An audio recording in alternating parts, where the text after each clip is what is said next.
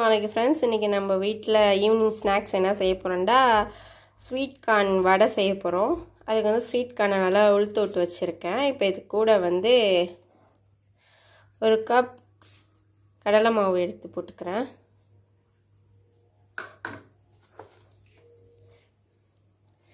அரை கப் அரிசி மாவு, அரை ஸ்பூன் அளவு இது வெங்காயத்தூள்.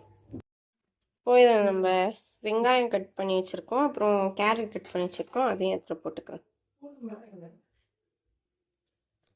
உப்பு அரை ஸ்பூன் போட்டிருக்கோம். தேவைக்கேற்ப உப்பு போட்டுக்க வேண்டியதுதான்.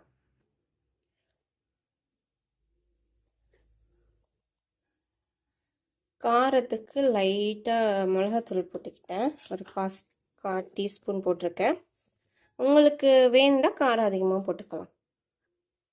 இப்போ இதை நல்லா தண்ணி தொளிச்சு நம்ம பனைஞ்சு வச்சுக்கிட்டோம்.